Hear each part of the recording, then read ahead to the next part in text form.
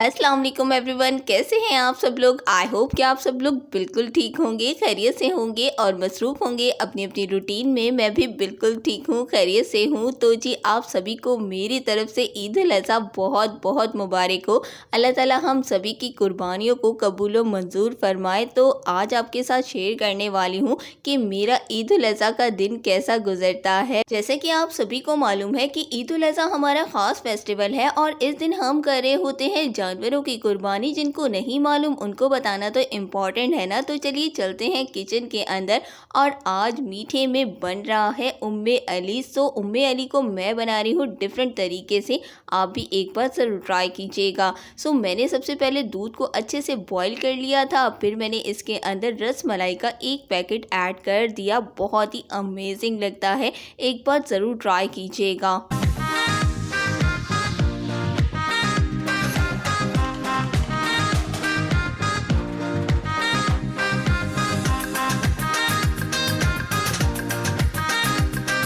दूध के अंदर रस मलाई के पैकेट को ऐड करने के बाद जब वो अच्छे से कुक हो गया ना, तो फिर मैंने इसके अंदर शुगर को ऐड कर दिया था और इसको लो फ्लेम पर मज़ीद पकाया था। बहुत ही अमेजिंग इसका टेस्ट आता है। और दूसरी साइड पर अम्मी प्रिपेयर कर रही हैं शीर खुरमा। बहुत ही अमेजिंग खुशबू आ रही थी इस वक्त किचन के अंदर से। और फिर मैंने डिश के अंदर बाकर खानी के लेयर को लगा दिया था कुछ इस तरीके से, और जो दूध मैंने रेडी किया था वो मैंने इसके ऊपर डाल दिया था। बहुत ही अमेजिंग उम्मे अली की ये डिश बनकर रेडी हुई थी। आप भी मुझे कमेंट सेक्शन में लाजमी से बताइएगा कि आपने किसी डिश को कोई ट्विस्ट दिया हो और वो बहुत ही यमी सी बनकर रेडी हो गई हो।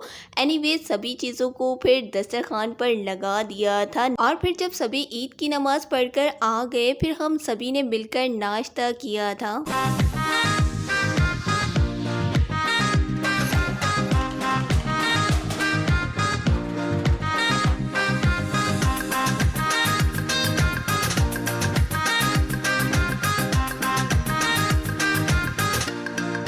नाश्ते में हमने प्रिपेयर किया था चना चाट, डोनट, उम्मे अली, शीर खुरमा और साथ ही साथ मैंगो को भी रख दिया था। और आप जो यहाँ पर दस्तरखान पर केक को देख रहे हैं ना, ये केक मेरी छोटी सिस्टर ने प्रिपेयर किया था। बहुत ही ज़्यादा यमी बनकर तैयार हुआ था और ये केक था चॉकलेट एंड आलमंड का।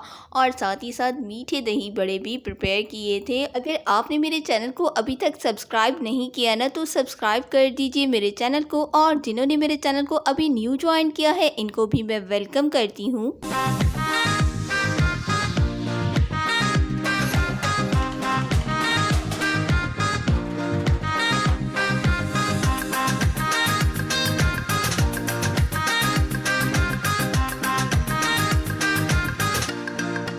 ईद उल अज़हा पर जब जानवर कुर्बान हो रहे होते हैं ना, तो दुख तो बहुत होता है लेकिन इसकी खुशी भी बहुत ज़्यादा होती है, क्योंकि एक फ़र्ज़ है जो अदा कर दिया जाता है।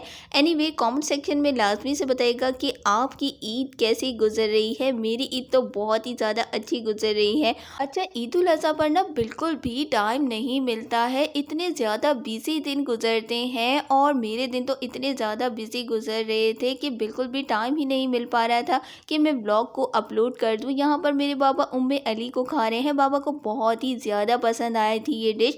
और जी कमेंट सेक्शन में लाजमी बताइएगा कि आपने इस ईद उल अज़हा पर मीठे में क्या क्या बनाया। और जी साथ ही साथ ये भी बताइएगा कि नमकीन में आपने क्या बनाया। और यहाँ पर अम्मी सभी को केक को कट कर कर दे रही हैं। बहुत ही यमी केक बनकर तैयार हुआ था।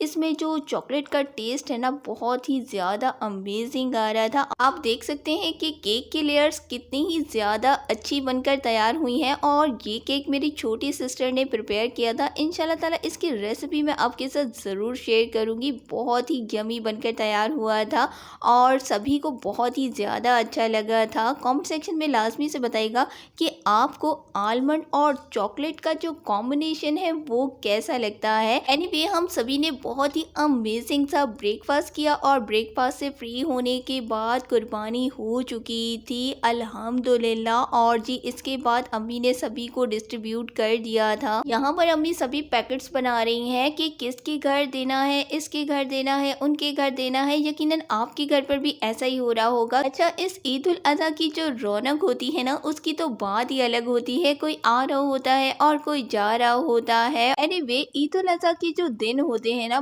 बहुत ही बिजी गुजरते हैं और साथ ही साथ इस दिन हम बहुत ही ज्यादा थक गए थे।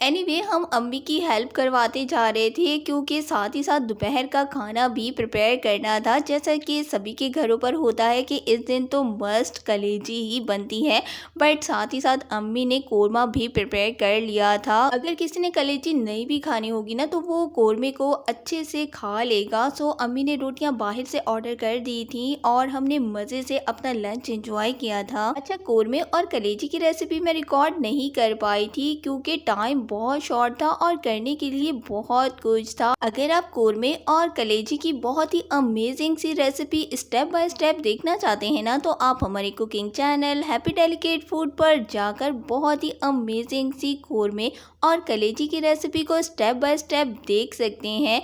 एनीवे, ये है नेक्स्ट डे, ईद का दूसरा दिन, और मैं यहाँ पर प्रिपेयर कर रही हूँ मैंगो डिलाइट। मैंगो डिलाइट बनाने के लिए मैंने सिंपल सबसे पहले बिस्किट को अच्छे तरीके से ब्रेक किया और फिर मैंने डिश के अंदर इसकी लेयर को लगा दिया था और फिर मैंने मैंगो को पीसेस में अंदर कट करने के बाद इसकी लेयर को भी कुछ इस तरीके से लगा दिया था और क्रीम को मैंने अच्छे से बीट कर लिया था। और क्रीम को बीट करने के बाद क्रीम की लेयर को भी मैंने इसके ऊपर कुछ इस तरीके से लगा दिया था।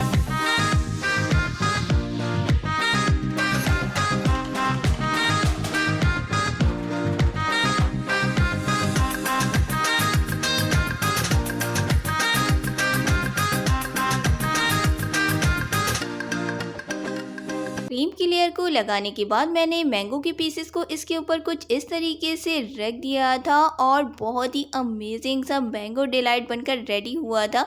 जैसा कि समर्स हैं और समर्स में तो इस तरह की मीठी काफ़ी ज़्यादा अच्छे लगते हैं। कमेंट सेक्शन में लाजमी से बताइएगा कि आपने इस ईद उल अज़हा पर मीठे में क्या क्या प्रिपेयर किया। एनीवे, ये भी है दोपहर का टाइम और ईद का सेकेंड डे और अम्मी प्रिपेयर करी है बहुत ही यमी सी पुलाव बनाने के लिए अम्मी ने सबसे पहले अनियंस को फ्राई किया और फिर इसके अंदर अम्मी ने जो यखनी प्रिपेयर करके रखी हुई थी ना, मटन के पीसीस को पहले ऐड कर दिया था और फिर अम्मी ने इसके अंदर सभी स्पाइसेस को ऐड किया। तो जी स्पाइसेस के अंदर लाल मिर्च का पाउडर, नमक, साबुत गरम मसाला, कुटा हुआ लहसुन शामिल है और सभी स्पाइसेस को ऐड करने के बाद ना अम्मी इसके अंदर थोड़ी थोड़ी सी यखनी को ऐड करती जा रही थी और मसाले को अच्छे से भूनती जा रही थी। आप भी अम्मी की इस रेसिपी से एक बार ये पुलाव ज़रूर से ट्राई कीजिएगा। और फिर अम्मी ने इसके अंदर कट किए हुए टोमेटो और ग्रीन चिली को भी ऐड कर दिया था और मसाले को मज़ीद भुना था। और जब मसाला अच्छे से भुन गया ना, तो फिर अम्मी ने इसके अंदर पानी को ऐड किया। जब पानी अच्छे से पकना शुरू हो गया ना, तो फिर अम्मी ने इसके अंदर भीगे हुए चावलों को ऐड कर दिया था और फिर अम्मी ने इसको दम पर रख दिया था। बहुत ही अमेजिंग सी पुलाव बनकर रेडी हुई थी और ख़ास तौर पर समर्स है और है ईद उल अज़हा, तो बहुत ही ज़्यादा यमी लगती है ये पुलाव। कमेंट सेक्शन में लाजमी से बताइएगा कि आपने बिरयानी प्रिपेयर की या फिर पुलाव प्रिपेयर की। तो जी हमारे घर पर तो पुलाव ही ज़्यादा पसंद की जाती है और साथ ही साथ अम्मी ने चनों का सालन, रायता और कचूमर सैलेड भी रेडी कर लिया था। इसी के साथ मैं इस व्लॉग को करूँगी यहाँ पर एंड। खुश रहिए, मुस्कुराते रहिए, जो ज़िंदगी में बहुत ज़्यादा ज़रूरी है। मैं मिलती हूँ नेक्स्ट व्लॉग में। टिल देन टेक केयर, अल्लाह हाफिज़ जी, बाय बाय।